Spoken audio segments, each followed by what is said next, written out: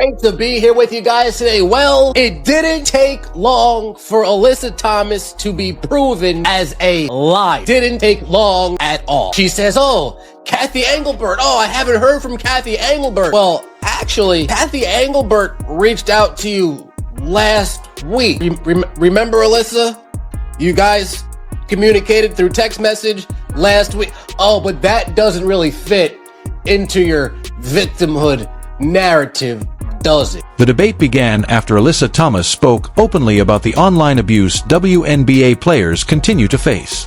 She said the league had not reached out or offered support about the situation. Her comments quickly spread across social media, leading fans, reporters, and fellow players to question the league's response. Not long afterward, reports surfaced claiming Alyssa Thomas had already been in contact with league officials, causing the discussion to take a new direction. This Alyssa Thomas situation, the Jussie Smollett situation of the WNBA. Let me guess.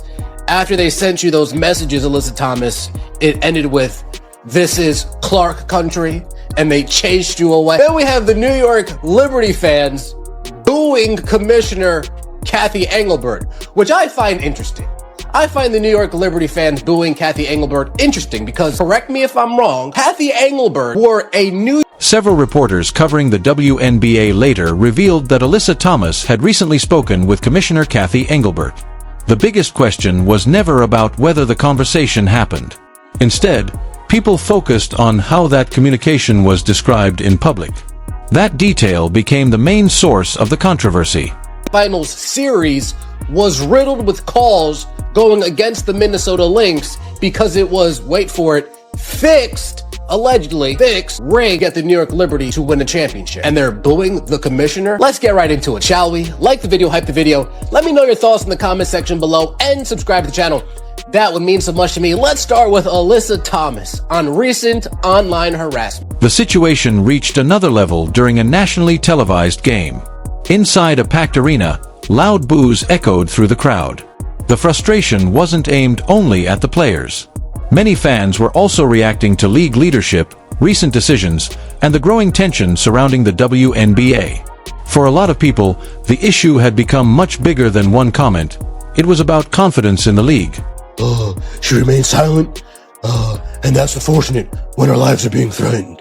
Well, interesting, Alyssa Thomas, because the only people who've been arrested for stalking WNBA players are two individuals that stalked WNBA players that played on the Indiana Fever. Oh, wow. Did Kathy Engelbert speak up about that, Alyssa Thomas?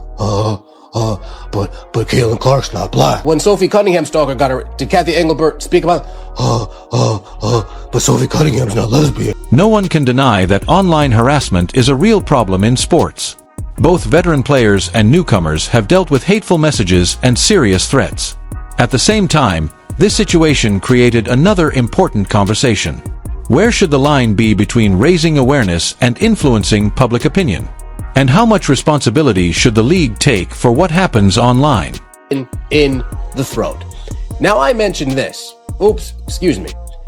Now I mentioned this. Do you know what Alyssa Thomas wants Kathy Engelbert to do realistically? These players want Kathy Engelbert to police social media. Just do us all a favor.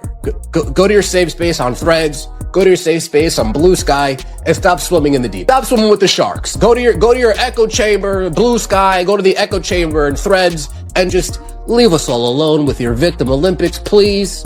Much of this discussion has grown since Caitlin Clark entered the league. Her popularity has attracted millions of new viewers, but it has also increased disagreements, media attention, and fan debates. Some people believe veteran players receive unfair criticism, while others feel rookies are being treated unfairly. The difference in opinions keeps getting stronger. As the debate continued, some people defended free speech, while others argued that the league must do more to protect its players from online abuse.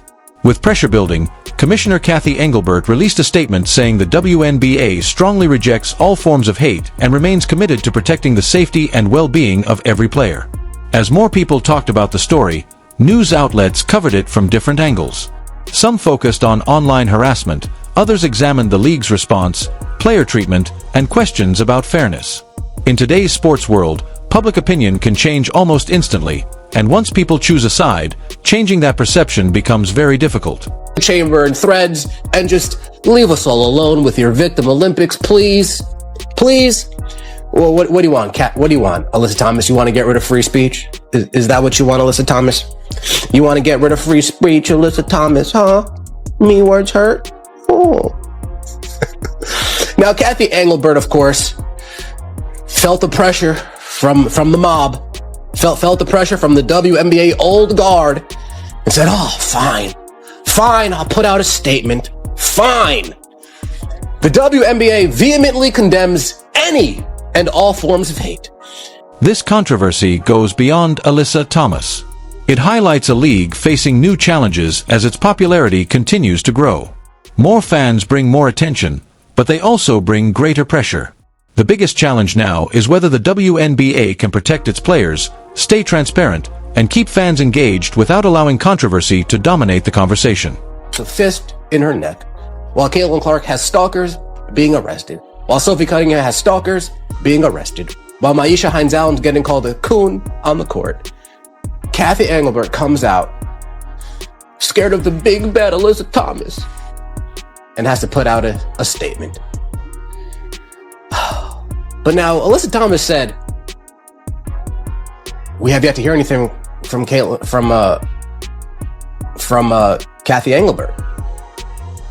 Which is interesting, because Alexa Filippo of ESPN said WNBA Commissioner Kathy Engelbert and Alyssa Thomas. For Alyssa Thomas, this could simply be another moment in her professional career. But for the WNBA, it may signal something much more important. It could mark a major change in how the league handles difficult situations in the future. Was this only a misunderstanding, or does it reveal a deeper issue? In the WNBA, who would have thought she would have been a liar? Not I, says the big bad wolf. Not I. Alyssa Thomas, I'm sure she heard the monkey noises when she was in Indiana last year. They probably were in her head. They probably were made up in her mind, but I'm sure she heard them. They just weren't vocalized from the crowd. They were the voices inside her head. Shout out to Randy Orton. And then Annie Costabile, activist Annie, she gets sent the dossier. We could tie it all in here. We could tie in the Jussie Smollett. The controversy began after Alyssa Thomas spoke out about the online abuse WNBA players continue to face. She said the league never reached out to support her, but reports later claimed she had already spoken with Commissioner Kathy Engelbert. That quickly shifted the conversation. Then, during a nationally televised game, loud boos from the crowd showed just how divided fans had become. As more people joined the debate, one question stood out. Was this simply a misunderstanding, or does it reveal a bigger issue inside the WNBA?